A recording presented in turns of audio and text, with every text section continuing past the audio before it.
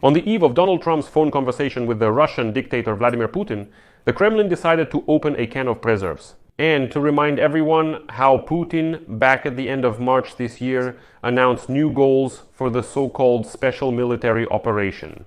And in this episode, I suggest we figure out what exactly Putin wants from Ukraine and Donald Trump, what new war goals he is announcing, and why this topic about these special military operation goals has resurfaced now. And also, unfortunately, I want to share with you today some information from a source that claims Putin still holds all the trump cards in the war against Ukraine. He has no reason to retreat, so he will keep dragging things out. My name is Alexei Pecci, and today is May 18th. Let's review everything systematically. So, today, unfortunately, a lot of Ukrainian media outlets have started publishing information that Putin has announced new objectives for the special military operation. Russian President Vladimir Putin stated that protecting Ukraine's Russian-speaking population is one of the objectives he wants to achieve through the war against Ukraine, which he refers to as a special military operation. According to him, Russia sets itself a whole range of objectives. Putin talks about this in an interview with propagandists. Putin expressed confidence that Russia supposedly has enough strength to end the war with the desired results. Next, a quote from Putin is given. "We have enough strength and resources to bring what was started in 2022 to a logical conclusion with the results Russia needs." Well, and then he voices these goals of the special military operation, eliminating the cause that triggered the crisis in Ukraine, creating conditions for long-term peace, and protecting the Russian-speaking population of Ukraine. The only remark here is that this is a well-known Putin sycophant. He's court jester and propagandist. Zarubin publishes this combination interview. As indicated, this was recorded on March 27th, so it is not new but from a long time ago. But this emphasizes that Putin is not changing any goals in this war. No matter how much they boast about narrowing the gap between the positions of Ukraine and Russia in the White House, this is absolutely not the case. By the way, that was a quote from Steve Witkoff, who made such a statement today. The only thing I want to remind you of is that during the large-scale war, the so-called goals of Russia have changed repeatedly. For example, on February 24th, 2022, on the very first day of the full-scale invasion, Putin claims that the so-called goal of the special military operation is the invented demilitarization and denazification of Ukraine. At that time, the Russian president called the main goal the protection of people in Donbass from genocide, which was allegedly being carried out by Ukraine. In March 2022, at that time, the Russian Minister of Defense, Sergei Shoigu, stated that Russia's main goal was supposedly to protect Russia from the military threat coming from Western countries and to prevent Ukraine from joining NATO. At the end of March 2022, the topic of denazification and demilitarization of Ukraine faded into the background, and at that time the main goal became helping the Donetsk People's Republic and Luhansk People's Republic. In the summer of that same year, 2022, the head of the Russian Foreign Ministry, Sergei Lavrov, declares that Russia will help the Ukrainian people get rid of an absolutely anti-popular and anti-historical regime. He also declares, among other things, about the geographical expansion of the objectives of the war. Already in December 2023, Putin notes that peace in Ukraine will come only when all the objectives of the special military operation are achieved. Denazification, demilitarization, and neutral status for Ukraine. He is repeating the same thing once more. So this is a good signal for our partners and allies, that nothing has changed in his head. But unfortunately today a revealing article comes out in a publication about how Putin still has all the trump cards in the war against Ukraine, and he has no reason to retreat. As the publication writes, this week Volodymyr Zelensky expressed his willingness to meet with Vladimir Putin in Istanbul, but the Russian leader refused, sending only a delegation of Kremlin lackeys. After that, both Donald Trump and the Ukrainian leader canceled the meeting, and the world was left in complete uncertainty. The next step for the United States president will be tightening sanctions against defiant Russia. Or will he simply pull the plug, as they say, and leave helpless Ukraine without military and financial aid? According to Bloomberg, Trump clearly demonstrates his impatience with both sides of the war, and he especially lacks sympathy for Zelensky. He still holds a grudge because at the beginning of his term, the Ukrainian leader refused to help him attack Hunter Biden. Ukrainians definitely felt a wave of anxiety when Trump stated that peace is only possible after his personal meeting with Putin.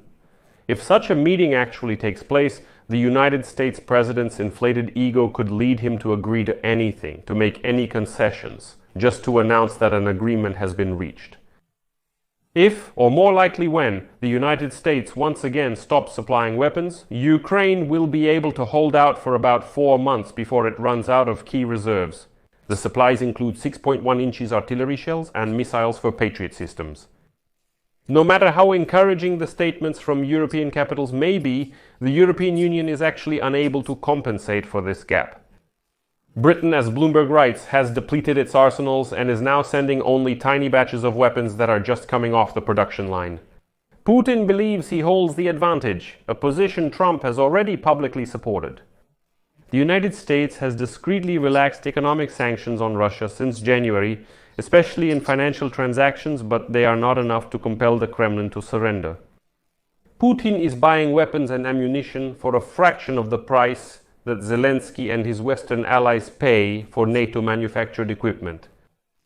According to estimates, North Korea has supplied Russia with 6 million artillery shells. This is about 40% of its needs. Mercenaries are making up for the huge losses among Russian soldiers. At the same time, Ukraine is facing a severe shortage of mobilization resources. And here is one of the authors of another journal. This is a publication of the United States Council on Foreign Relations, who wrote back in 2022. Even if Russia fails to conquer Ukraine, it can make it a dangerous place to live and an unattractive country for investment. It looked convincing back then and remains relevant today. Putin is betting that if he holds out long enough, this transactional American president will eventually back down. He sees no personal benefit in the Ukraine war. As a result, Ukraine could turn into a bankrupt state over which Putin could establish hegemony. He has already managed to achieve this in neighboring Belarus, and now he is moving toward control over Georgia and Moldova. As Bloomberg writes, Putin is a man with substance. It's alarming that he wants to restore the Russian Empire and resurrect the old Union of Soviet Socialist Republics. A large number of Russians consider it national greatness. In a broader sense, Russia is expanding its influence in the world, while the United States is rapidly withdrawing from its international commitments.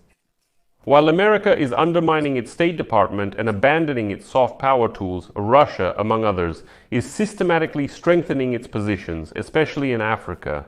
Putin proposes private Russian military bodyguards for leaders of Niger, Burkina Faso, and Mali. And also the Kremlin's complete indifference to corruption in exchange for priority access to these countries' natural resources.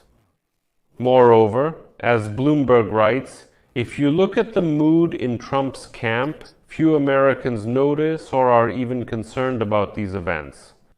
Polls reveal that while Putin is viewed as a tyrant, animosity towards Russia is waning. American society no longer readily perceives Russians as enemies, a sentiment that had persisted since 1945. Meanwhile, Bloomberg continues, trust among the Allies has grown fragile. Ukrainians have painfully experienced the consequences of their offensive in 2023, which ended with heavy losses. This decision was made under pressure from high-ranking officials from the United States and the United Kingdom, in particular General Mark Milley, who was then the chairman of the United States Joint Chiefs of Staff, as well as his British counterpart. Most competent military experts, both Ukrainian and Western, have now come to the conclusion that the best strategy for the armed forces of Ukraine is a deep defense. To make Ukraine a hedgehog that's too prickly for Russia to be able to wage a prolonged war against it. Ukrainians have demonstrated effectiveness in waging asymmetric warfare, striking deep into Russia's rear and forcing the Russian fleet to flee from the Black Sea. Virtually all competent Western military leaders acknowledge that Kyiv should abandon the idea of regaining lost territories in the east by military means. These lands are so devastated that Ukraine will be unable to finance their restoration. However, as Bloomberg writes, Putin remains stubborn in his goal to establish control over all of Ukraine, overthrow its government, and install puppets. He wants to demilitarize the country and isolate it from the West. The only way to make him change his mind is to increase both military and economic pressure. First of all, he needs to be convinced that the United States will not abandon Ukraine, and right now he is absolutely convinced of the opposite. If Trump stops military aid, Ukraine is doomed. That would mean abandoning the values that have been protected in the United States since the time of the Founding Fathers. The Western media has a generally gloomy mood at the moment, as you are aware, based on the fact that the American President Donald Trump is so eager to meet with Putin that he convinces everyone around him that it's Zelensky's fault, that it's Biden's fault, that it's Ukraine's fault, because suddenly Ukraine started defending itself against a larger country with a stronger army. And here the logic is unclear. I don't know why not a single journalist asked Trump what should have been done. So Trump has tried several times to blame Ukraine and Zelensky for the fact that we even started fighting with the Russians. Supposedly the Russians attacked and we started to fight instead of surrendering. He claims their army and economy are stronger and Ukraine has no advantages, yet it still fights with the Russians. I'm surprised no journalist asked what we were supposed to do, just surrender and give up? Trump has indirectly addressed this question already, I believe. He stated that if Russian tanks hadn't gotten stuck in the mud, as he says, near Kiev, then the Russians would have captured Kiev in 5 hours and the war would have ended in a week. But in the previous episode, I showed footage of the kind of mud, as Trump put it, that they were getting stuck in. The armed forces of Ukraine were burning and destroying them. But that's a separate episode, which I recommend watching. I'll leave it at that for now. Share your opinion and conclusions in the comments under this episode. Subscribe to the channel, click the bell, and don't forget to like. That's all for now. Take care. Goodbye, everyone.